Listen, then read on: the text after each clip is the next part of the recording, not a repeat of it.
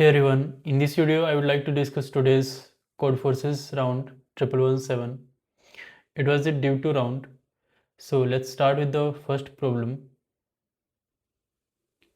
Our first problem is creating abbreviations. So in this problem, you are given that the beaver was given a set of words S which initially contains n words. Then he performed the following operation m times. The operation is the beaver forms a sequence of one or more words from the set S. The same word may appear in the sequence several times. An abbreviation is formed from the resulting phrase. Then the beaver adds the resulting abbreviation to S and can now use it in subsequent operations as an ordinary word. You are given that the n initial words that are in the set S and the set of abbreviations that the beaver formed. Determine whether the beaver made a mistake and whether all these abbreviations could have appeared as a result of the operation described above. Note that the abbreviations did not necessarily appear in the same order in which they are given to you. Okay, so the problem, I think you are able to understand the problem statement. If you are still not able to understand the problem statement, so let me reiterate it, what it is saying. So essentially the problem is very simple, that is you are given n words, okay, and you will extract out only the first letter of each of the word, right? Now each letter you can take any number of times, right? Okay, now what you need to do is, let's say these are your only available characters, right? What are your only available characters?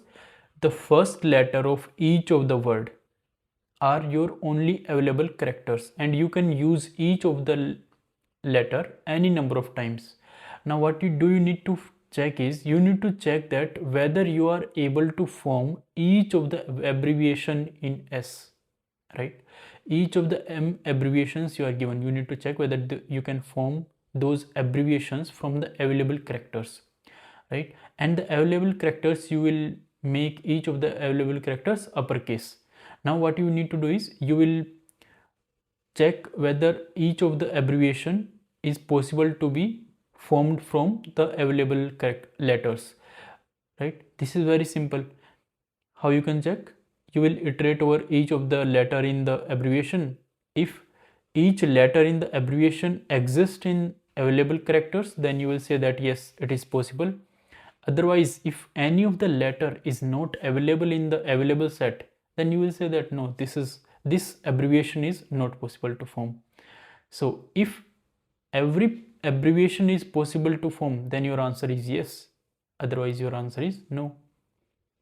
Let's take an example of any of the sample test case. So let's take this one.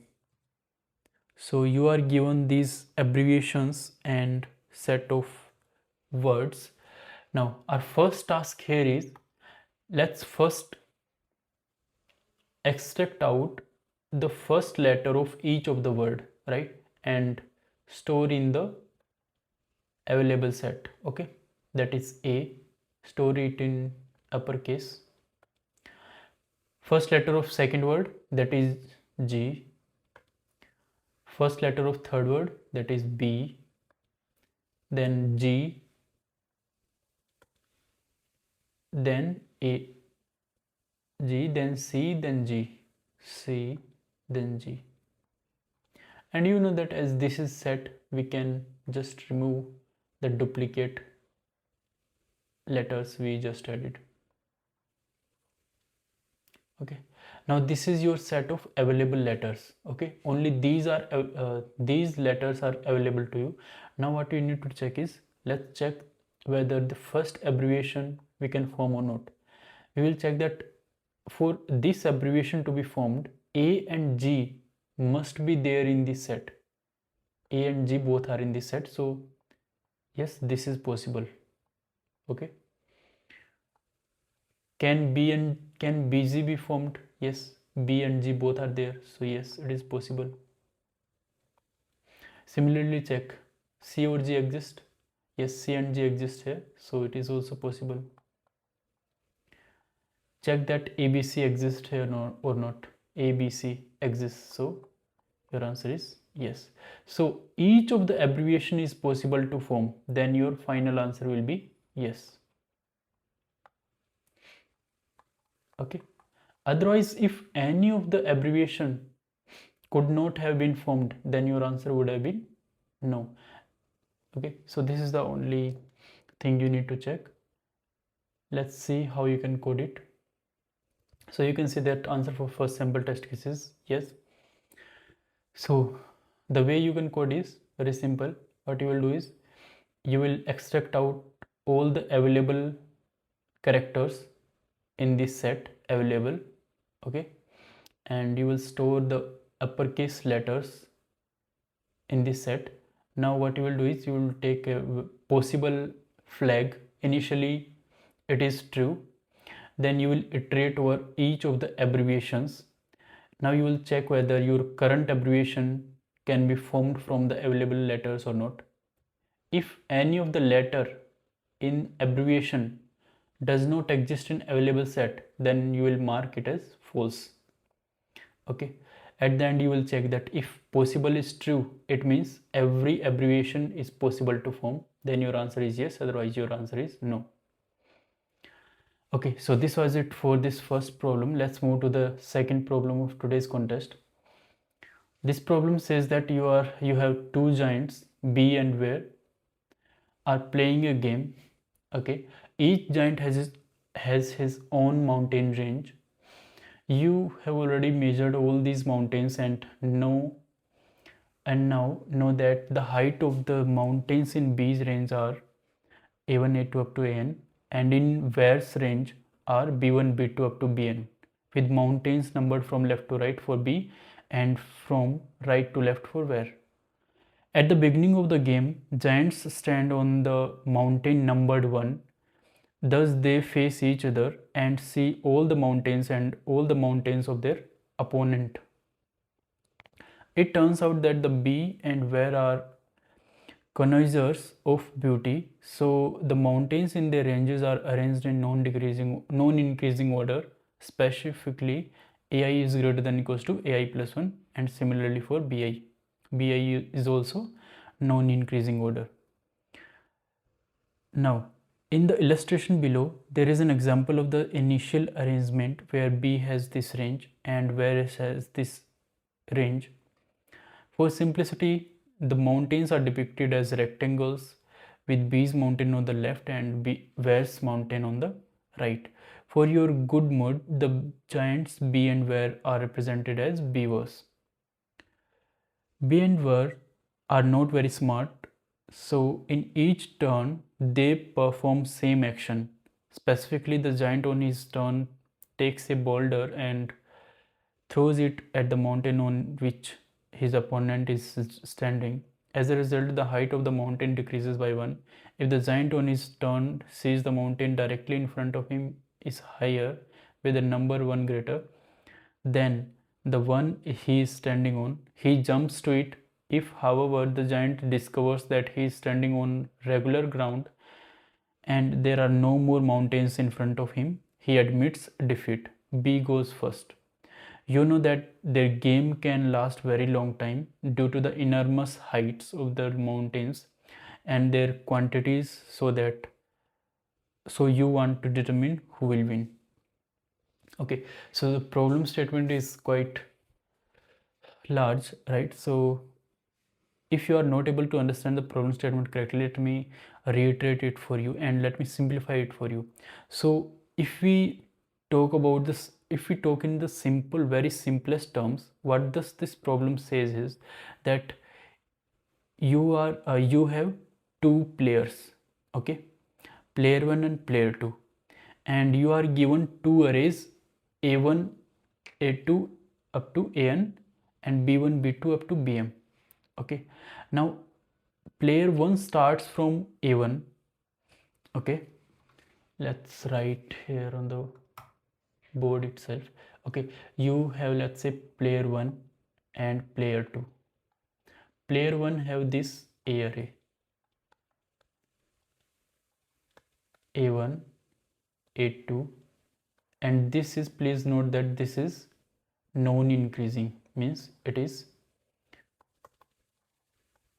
what does this mean? It means that ai plus 1 is less than or equals to ai. Similarly, P2 is also given an array B, B1, B2, B3, B4 up to Bm. Okay, and similarly this array is also non-increasing, means Bi plus 1 is less than or equals to Bi. Now, what is the problem? Problem says that these two players will play turn by turn, right?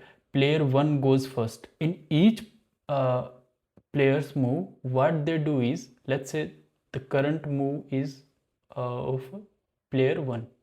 Now what they will do is, they will decrease the current value by 1. Okay, they will decrease the current value by 1, and after decreasing, let's say if a1 is less than a2, a1 becomes less than a2, then they will jump on a2. Okay, right? And let's say if decreasing by 1, you decreased 1 from a1,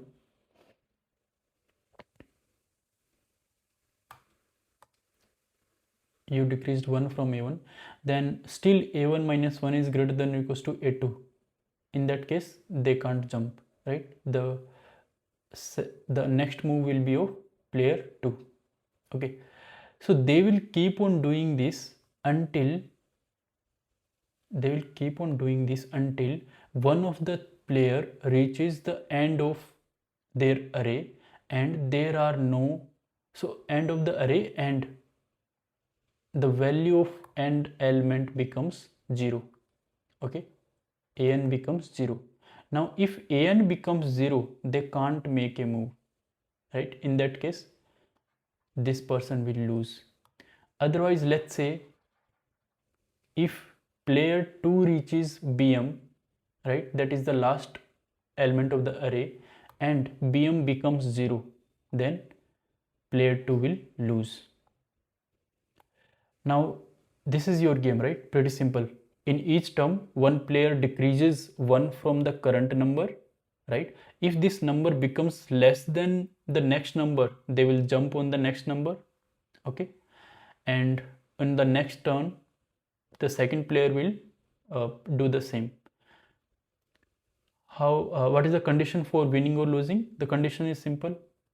If one of the player is at the last number and it becomes 0, then they can't make a move, right? In that case, they will lose. Okay, now you understand the problem statement pretty simple. Let's solve the problem. A problem is, we need to tell which player will win, either 1 or 2. Okay, so how will you solve this problem? If we take an example of any of the sample test case, let's say let's take this one. Okay, so, or some simpler one, let's take this one, which has some less moves. So player 1 is given this array, for player 2 is given this array, 4, 1. Okay, now on the first move, let's make these numbers smaller so that we can easily understand it, and there are less number of moves. Okay, so on the first turn is of player 1. He will simply decrease 1 from this number, right? And he can't do anything because there is no number towards right of this. On the second turn is of player 2. He will also simply decrease 1 from P2, remains same here, that is 2 1. Here p1 remains same 1 and p2 will be 1 comma 1, right? Okay, because he will just decrease 1 from its first element. Third turn is of first player, he will decrease it to 0 0. p2 will remain same 1 comma 1. Fourth turn is of player 2, p1 remains same and player 2 becomes 1. Why? Because what he will do is he will decrease 1 from the first element, it will become 0 1, and now 0 is less than the next element, he will jump to the next element, so only next element is remaining. Now fifth turn is of first player. Now first player is at the end of its array and the value is 0, so now here p1 loses because he doesn't have any move to make and p2 will win. Okay, so in this case our answer will be 2 because p2 wins. So this is how we can solve this test case. Now see how you can solve a general given array A and B. Who will win? So let's say if we are given a general array A1 A2 A3 up to let's say AN, then can you tell me how many moves this player can sustain? Can you tell me? You will say that yes, we can tell, because we are given that this array is decreasing, means ai is greater than or equals to ai plus 1. Then what we can say is the total number of moves from jumping from a1 to a2, how many moves will it take? It will take a1 minus a2 plus 1. Are you getting it? Why? Because the number of how many moves will it require to a1 to reach a2?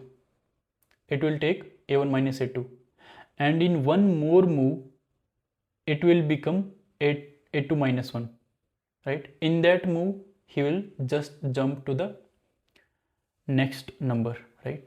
So total a1 minus a2 plus 1 moves will be required to jump from a1 to a2. Similarly, how many turns will this player take to jump from a2 to a3? You'll say that simply a2 minus a3 plus 1, right? Similarly, for next numbers also, at the end, let's say he comes here. Now how many further moves he can sustain?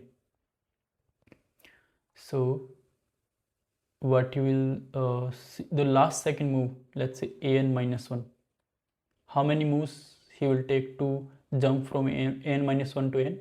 You will say that the number of moves will be an minus 1 minus an plus 1. Now how many moves it will take to turn an to 0? Definitely you will say that an. In n number of turns this number will be decreased to 0. Now he doesn't have any further elements left so that he can jump, so the game will end here. So what are these total number of moves? Total number of moves are cancel a2 to a2, a3, right? Similarly an to an. What is left? Left is a1 plus 1 1 1. How many times? an minus 1, right? So this is the total number of moves for the first player, right? Total moves for first player. Moves for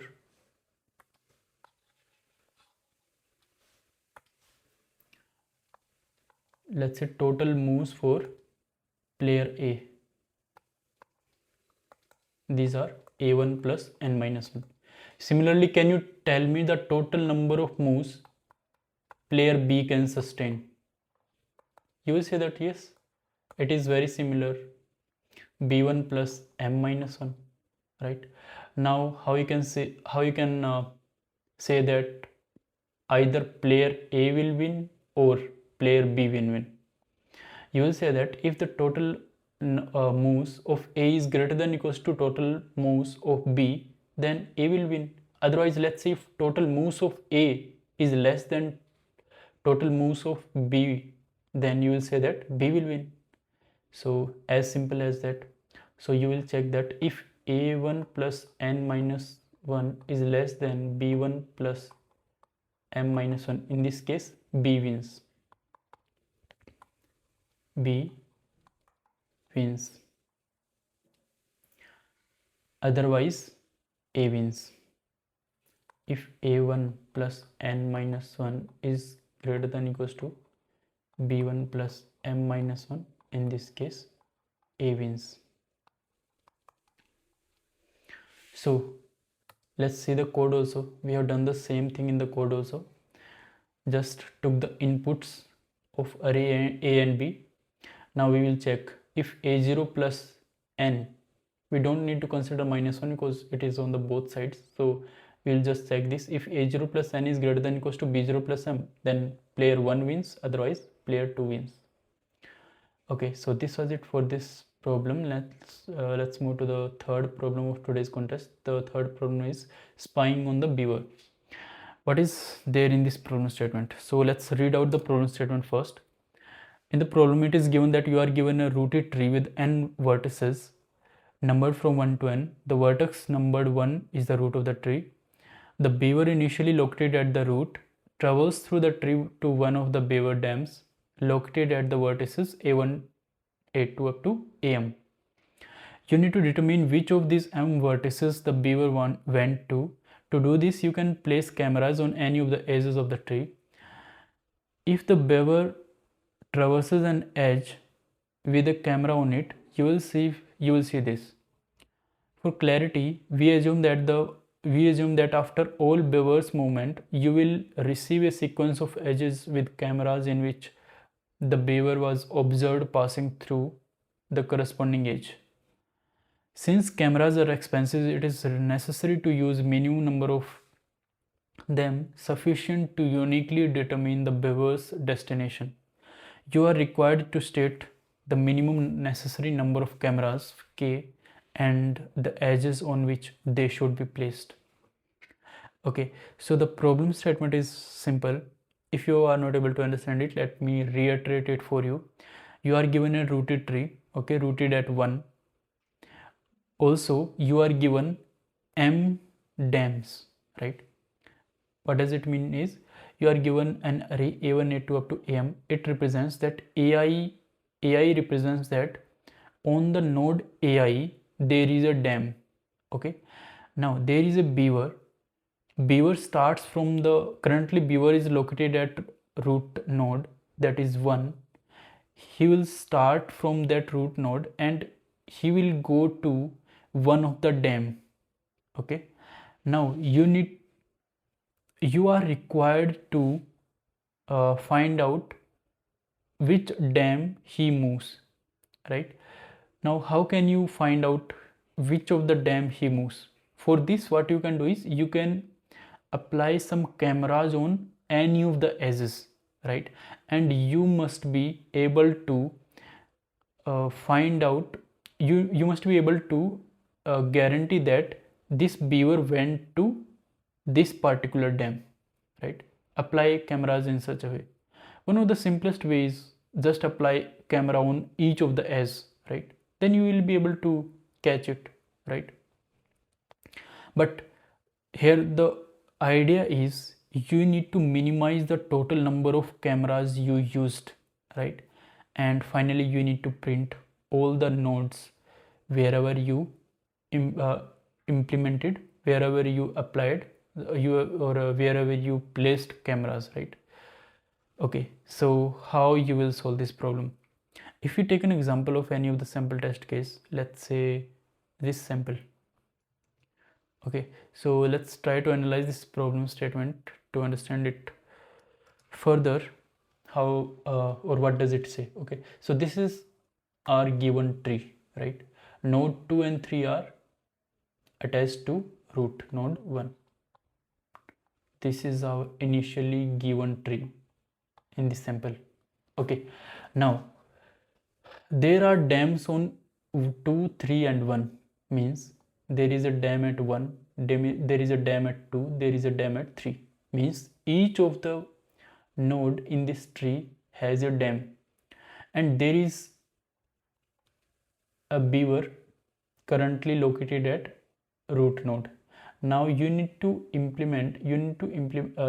place some cameras on some of the edges and make sure that the beaver guaranteedly went to this particular node or this particular node or this particular node. Means you need to make sure that the beaver went exactly to this dam. Okay, and the beaver can go to any of the dam, right, independently. Okay, so how you can place the cameras? So to make sure that the beaver goes to dam 2, you will have to guaranteedly place a camera here. Okay, because let's say if you don't place a camera here, you only placed a camera here, then what if this beaver stayed here at root node 1, or the beaver went at 2? In both cases this camera can't catch the movement, right? So you cannot guarantee, so in this case this camera can't catch the movement here. If you are not able to understand, let me say this. Let's understand that if you placed a camera only here on this edge, so there are two possibilities. There are three possibilities. Either beaver stayed here, or beaver moved to this dam, or beaver moved to this dam. If beaver had moved to this dam, you can guarantee that this camera will catch this movement, so you can guarantee that beaver moved to third dam. But what if beaver stayed at this dam or moved to this dam?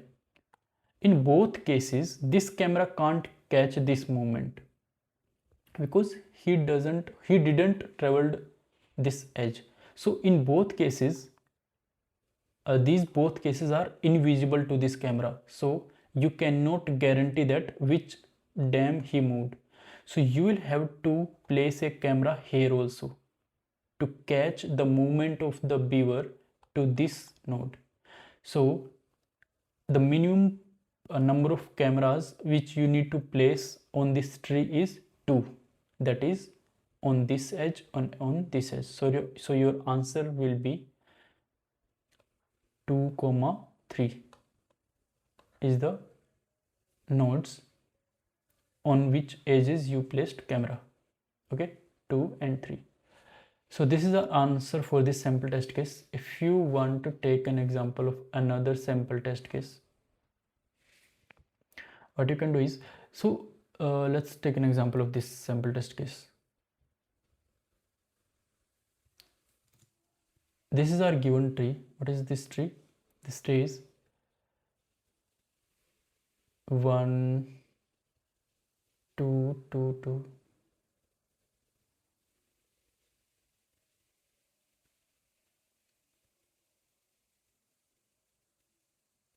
Okay, so let's draw the tree here. 2 is connected to 1.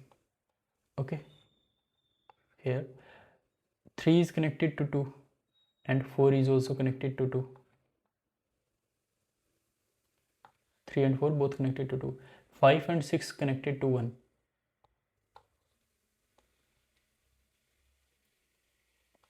This is your given tree. Now there are dams at places 5. This node has a dam, third node has a dam, and first node had a dam. So here what you can do is to make sure that Beaver reaches this node, you can place a camera here, right? This camera will just catch the movement whether this Beaver crossed this edge. If Beaver crossed this edge, then you can guarantee that the Beaver moved to this dam. Another places you will place camera here to catch the movement along this edge. If Beaver moved through this edge, then you can guarantee that Beaver had moved to fifth dam. Only these are two required. Let's say if neither of these two cameras catched the movement of the Beaver, then you will guarantee that the Beaver stayed at 1 itself, right? That is on the first node's dam, right? So these are the only sufficient positions where where the cameras can be placed to catch the Beaver's movement. So answer for this test case will be, what are the places of camera? 3 and 5. 3 and 5 is the answer. Okay, so you will notice one thing here. What you will notice is, let's say how you will solve this problem for a general given tree. The way you can solve is, the first the first pattern we noticed here is that, let's say there are m number of dams, then you will have to guaranteedly place m-1 cameras,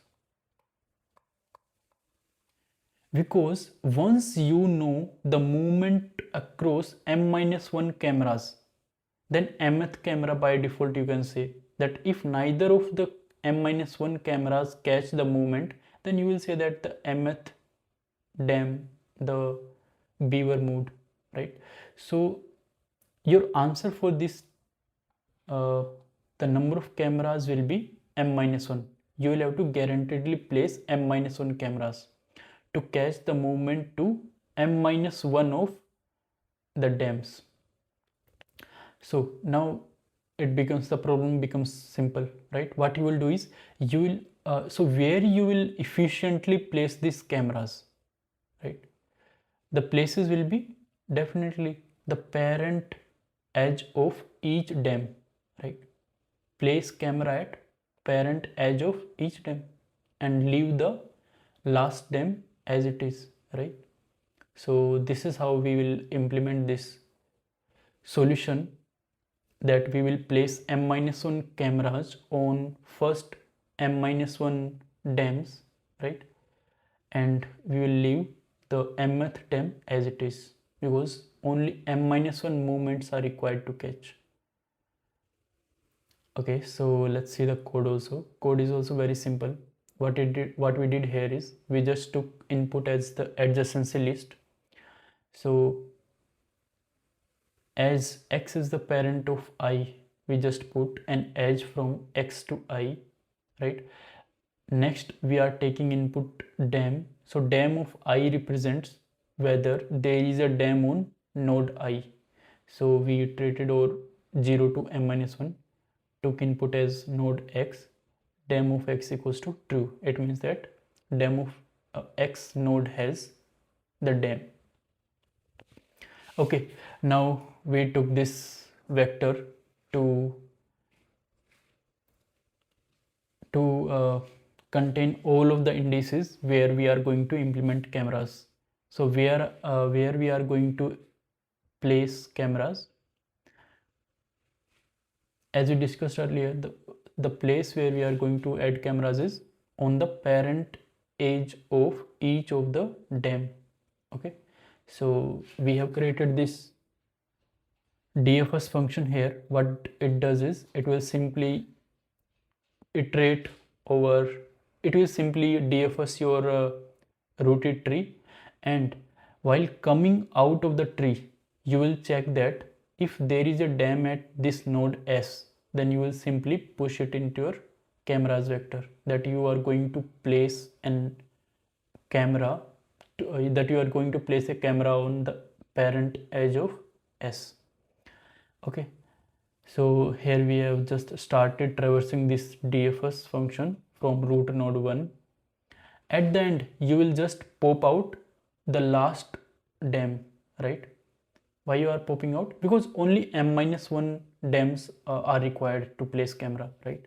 So we just popped out the last element where dem is there. So we just printed size of cameras. It will be definitely m-1, okay? And then we just printed out all the m-1 places where we are going to put the cameras. So this is how you can solve this problem. Let's move to the fourth problem of today's contest. Bermuda Rectangle. So what is this problem? The problem statement says that the beaver is swimming across the ocean. Yes, he can do that. Here it aims to explore the Bermuda Rectangle. Of course, it poses no danger to the beaver, but it is interesting from a scientific perspective. Unlike the Bermuda Triangle, not much is known about the Bermuda Rectangle. Specifically, the beaver knows for sure that the area of the rectangle is S, its sides are integers, and the bottom left corner is located at point 0, 0. The beaver is interested in how many cells from a rectangle with sides x, y, whose left corner is at point 0, 0, can be located within the Bermuda Rectangle. A cell is considered to be Bermuda Rectangle if there exists a rectangle that satisfies the given constraints of the Bermuda Rectangle and contains that cell. Help beaver quickly respond to queries. You need to answer Q queries. Okay, so the problem statement is simple. I think you are able to understand. If you are still not able to understand it, let me reiterate it for you. So let's try to understand this with the help of this sample test case illustration. Okay, so in the problem you are given S. S is your area of Bermuda Rectangle. Okay, now as only S is given, that is the area is given, there can be definitely any x, y sides of this rectangle, right? X, y is your positive integers, and the only constraint on x, y is that x and y should be a positive integer and x into y must be equal to S, right? Because that is the area of rectangle, x into y. So the only constraint is x and y should be a positive integer and x into y should be equals to x. Now what is your problem? Means what do you need to solve here? In each query you are given two coordinates, right? Let's say x, y. You need to check that is there a way to form a rectangle of area S such that x, y lies inside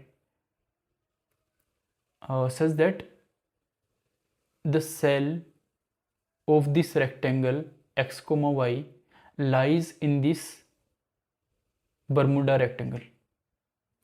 You need to basically count the total number of cells of this rectangle which is given in query. You need to count the number of cells which can be lied in the Bermuda Rectangle. If you still not able to understand, let's take an example of this sample test case. So here what is it is given is, this is the area of the Bermuda Rectangle, that is 6. Okay, so what are the total possible cases?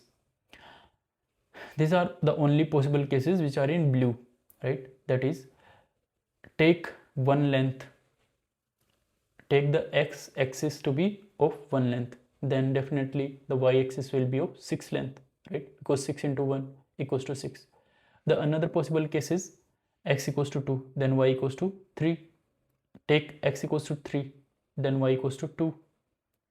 Take x equals to 6, then y equals to 1. So these are the only possible cases for the Bermuda Rectangle. So this area in blue, the cells in this blue region are covered by at least one of the Bermuda Rectangle. Now what you need to find is, so in each query you are given x, y. That is, in this first query you are given 4, 5. Means there is a rectangle in green zone, in red zone. you need to check that how many cells of this rectangle are there in the blue zone. You will just count these cells. So these are the cells representing your answer, right? This one, this one, this one, this one, right? So this is you need to calculate. So for example, this one 1 2 3 4 5 6 7 8 9 10 11. So 11 cells can be there inside the Bermuda rectangle. This is your answer for this 4,5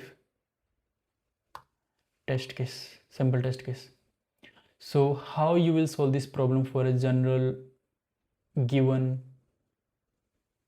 area and also queries? So you can see that the constraint on S is quite large, 10 to the power 14, right? And the constraints on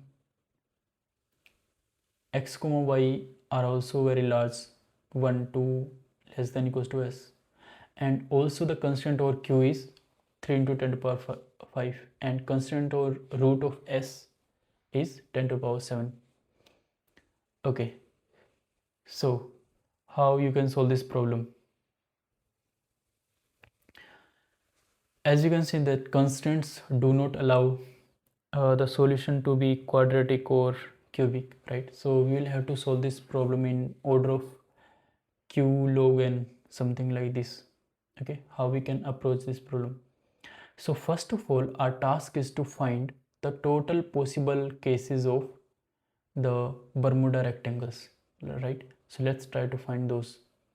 So if you see here, let's say we are given this S, so we are given the area S of Bermuda rectangle.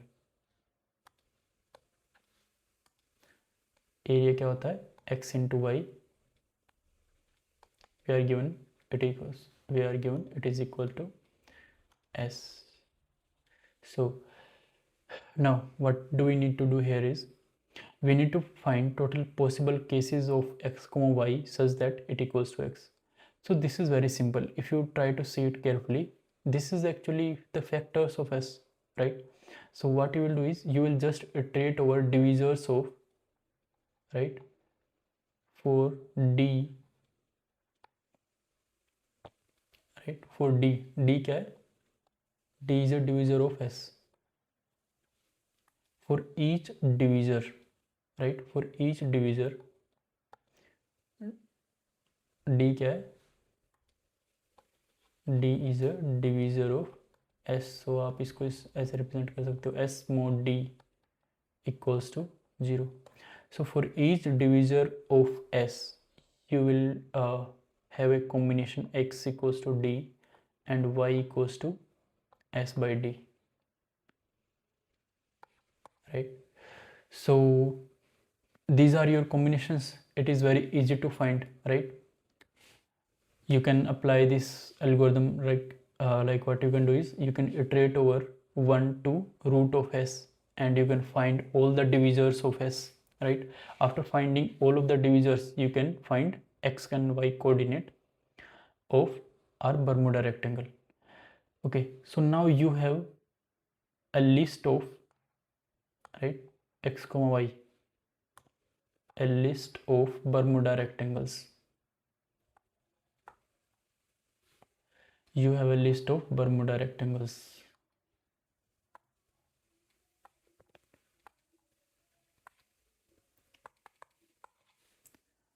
Bermuda rectangles, right? After iterating over each of the divisors. Okay, now can you tell me what shape will these Bermuda rectangles take? Let's say first divisor will be always 1, right? First x coordinate will always be 1. Now it will be your 1 comma S. This is your 0 comma 0. Second will be, let's say D1, D2. D1 equals to 1 here. Second will be D2. In this case, this will be definitely smaller, right? This y coordinate will definitely be smaller, right? because what is the y coordinate? Y coordinate is s by d, and as d is increasing, as d increases, your y coordinate will decrease. So you will see that the pattern will look like this. Okay, this is your d3, d4 and so on over the x-axis, and y-axis will look like this. Okay, now you know that as x is increasing, your y is decreasing. This is your pattern. Now you will take benefit of this pattern to solve your actual problem. In actual problem, what you are given is, you are given in each query,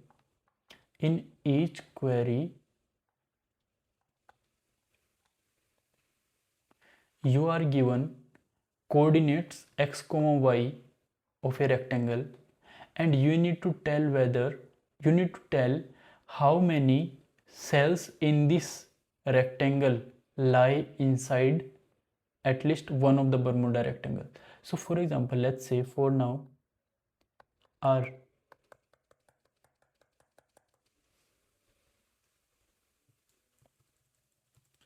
let's use a different color. Okay, so now let's say this is x comma y. Okay, now you have this,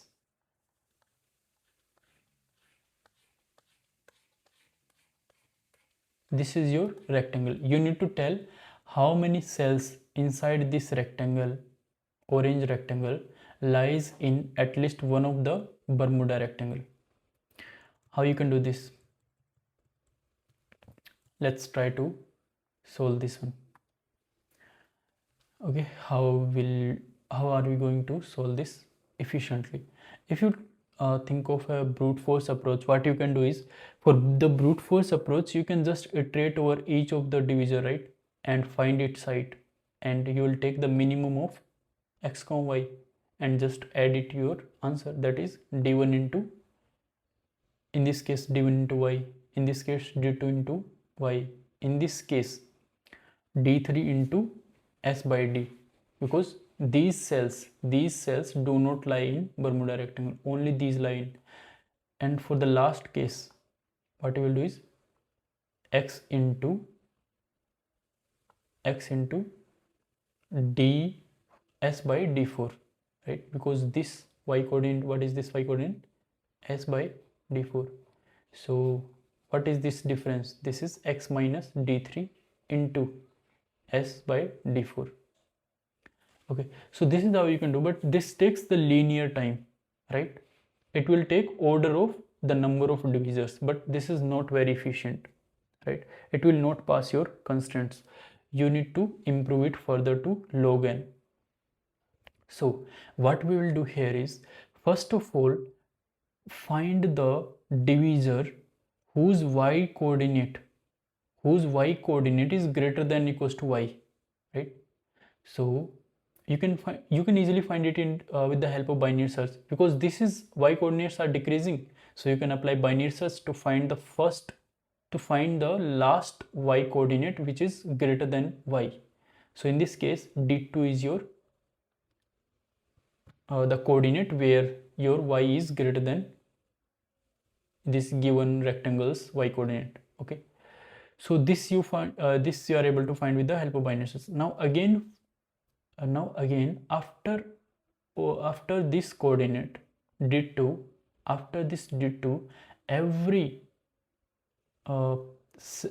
Bermuda rectangle has the y coordinate less than y, right? So what you can do is, for this, calculating the number of cells in this portion, that is this portion,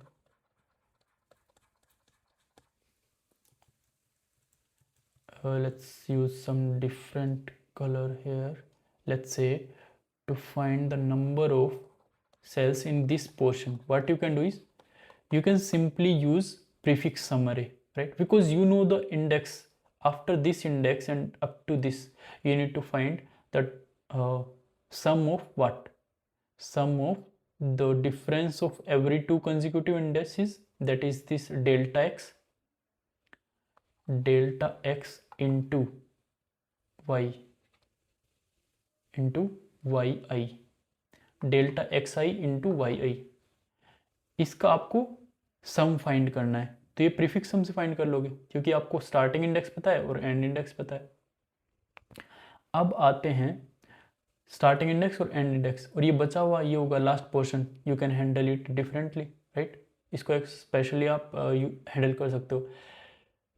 now let's talk about this one, how will you calculate the number of cells in this portion.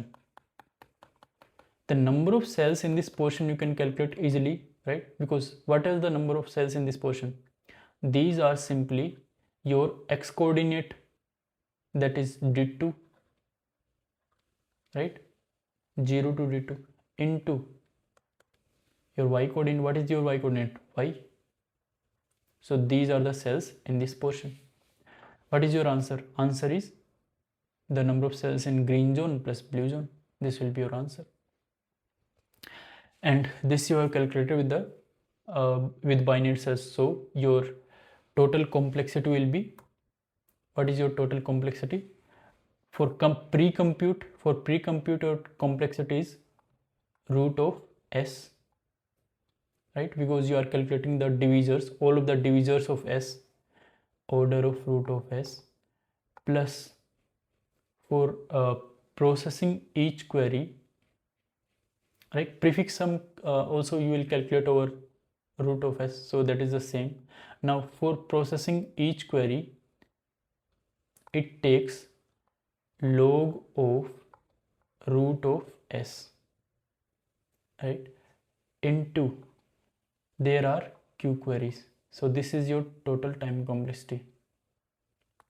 What is order of root of s plus order of q log of root of s. This is your total time complexity, and it will easily pass your given constraints.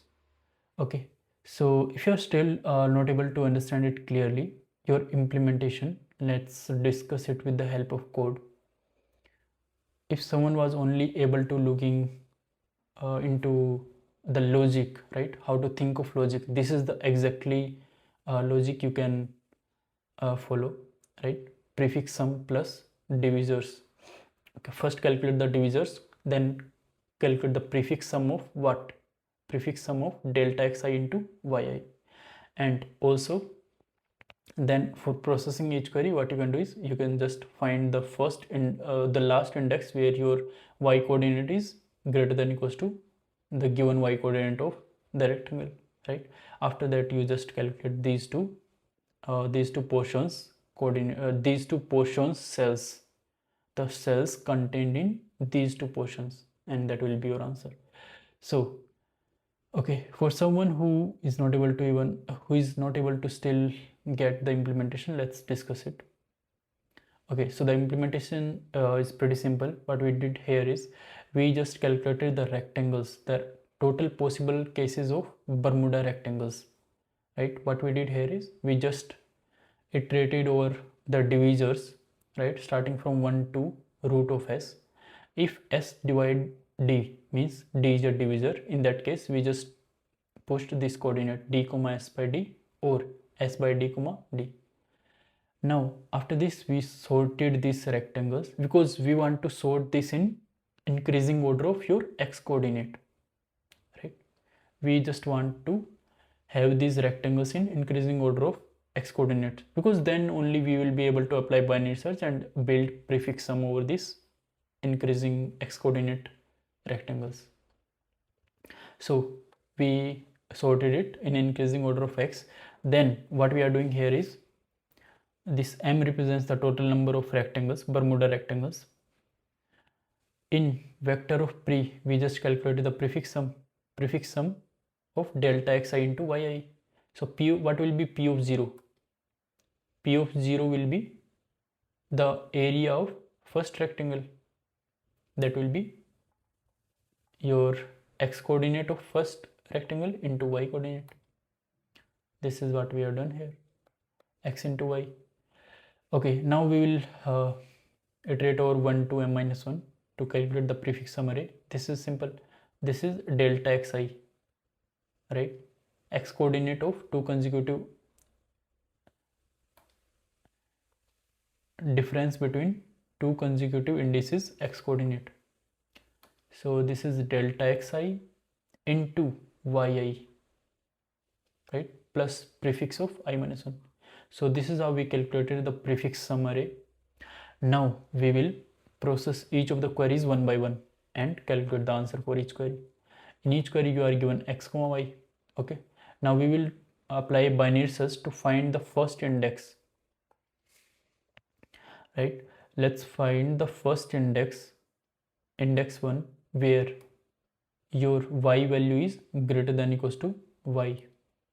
Okay, let's say here you found L is your first index using binary search. Now second, what do you need? You need your this D3, you need your x coordinate, which is less than or equals to x, right? So this is also you can simply find with the help of binary search. Just apply binary search and check the last coordinate which is less than or equals to x. So in this case this is D3, so this is your index 2. Okay, and also take index 1 minimum of index 2 comma index 1, because you don't want to go further x, right? Because you only care about the cells inside this rectangle x comma y. Okay, so once you found both of these indices, now what you will do is you will just calculate the answer. What is your answer? Your answer is, for calculating the number of indices in this green zone, that will be index 1, x coordinate of index 1 into y. We have done the same thing here, x coordinate of index 1 into y plus the number of cells in this blue zone. So first calculate the number of cells in this zone. What are these? This is prefix sum of index 2 minus prefix sum of index 1, simply. Now the only thing remaining is to find the number of cells in this left out zone, this one. So how you can calculate this? You can simply calculate this. What is this delta xi? This is x minus d3, means x minus x coordinate of index 2 into y into y. What is this y? Y is minimum of y comma y coordinate of index 2, minimum of y comma y coordinate of index 2, index 2 plus 1 actually, right? Because index 2 is this one and the y coordinate of this is index plus 1, index 2 plus 1, right? So you will take the y coordinate as minimum of y comma this y coordinate. So we just multiplied it. So this is how you calculated the number of cells in this left out zone, and at the end you just calculated your answer. So this is your answer, you just print it. So overall we solved this problem in this time complexity, and this easily passes our solution in 312 milliseconds. Okay, so this was it for this video. I hope you are able to understand each of the solutions. If you are still not able to understand, or if you have any general query, you can ask me in the comments. Okay, so let's end this video now. Have a nice day. Thank you.